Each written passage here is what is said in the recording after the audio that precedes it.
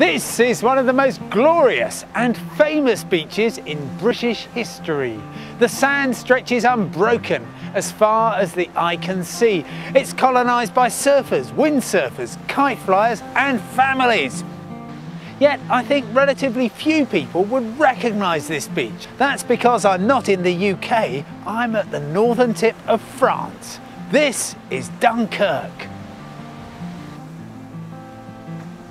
Home to 200,000 people, some dramatic art and architecture, and perhaps the best mule frite in France, Dunkirk is strangely missing from the average British traveller's radar, which is surprising considering the town's crucial role in the 1940 evacuation of 1/3 of a million Allied troops in Operation Dynamo, and Dunkirk's present-day attractions. Starting with shopping, always a pleasure in France. And if you're after a one-stop shop, you can't do better than this giant hypermarket on the western outskirts of Dunkirk. Auchan, about the size of a small country. If you can't find whatever you're after here, you're probably better off without it. In Dunkirk itself, there are 600 retail opportunities, with many of the most alluring shops concentrated in the centre of town. You can find all the traditional shops that give you the real taste of France, or turn up any Wednesday or Saturday at this lively street market. Next, there's history. The origins of Dunkirk go back to the 8th century, but its most famous son was the 17th century privateer Jean Bart, who was a kind of legalised pirate and caused havoc amongst English shipping. He's revered by the French as a cross between Sir Francis Drake and Robin Hood.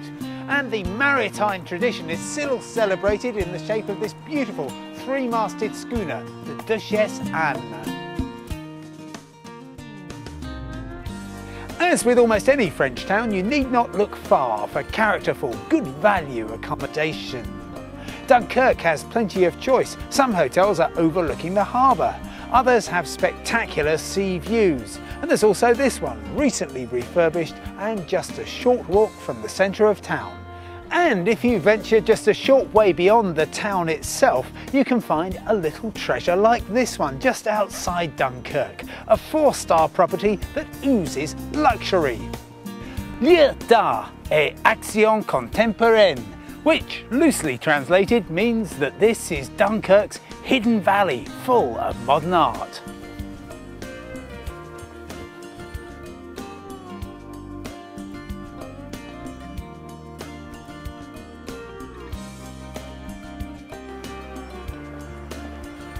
Yet just a short drive away you can find picturesque Flemish towns like this one, Berg. It feels to me a little like Bruges across the border in Belgium, just without the crowds.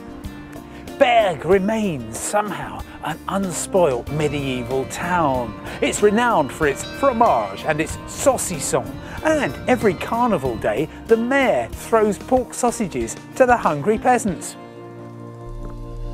The picturesque town of Gravelines sits on the banks of the aptly named River Aar and is but a short distance from Dunkirk. During the summer, this seaside town bustles with visitors from its ever-growing marina. You can visit the town's famous fortified citadel, but perhaps the real pleasure is to take a leisurely boat trip round this fully restored maritime fortress, a treat that's definitely, as they say, worth a detour.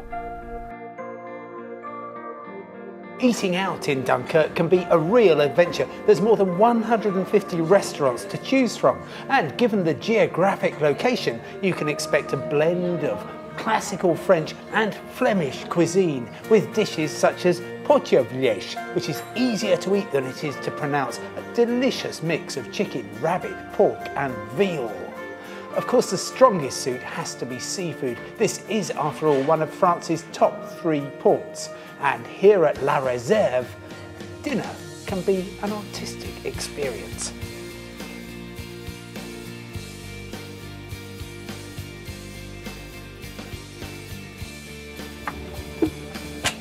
Dunkirk's location is best described as strategic.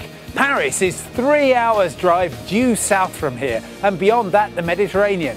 And Dover is a mere 40 miles in that direction, less than 2 hours by ferry.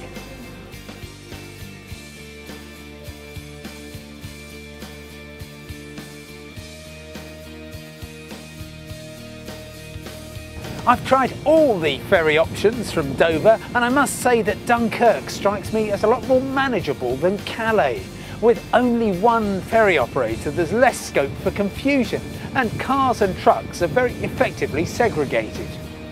The operator is Norfolkline, which began on the route in the year 2000. Now, when I first tried the service, it was something of a no-frills option, an alternative to the existing ferry operators. But in the past few years, 3 new ships have been deployed on the route, offering cruise ferry standards, plus a price pledge to meet or beat other ferry operators' fares from Dover. There's restaurants, bars, quiet areas for just chilling, plenty of retail opportunities, play areas for children, and a rather swish VIP lounge. Norfolkline now has 22% of the ferry market from Dover and carries more than 500,000 cars every year. But there's no sense of crowding, just a 21st century feeling of space, peace and quiet. Indeed, it's pretty much the exact opposite of the tunnel. You can dine out with a touch of class, stretch your legs on deck and watch the white cliffs of Dover approach, a warm welcome home after a happy adventure abroad.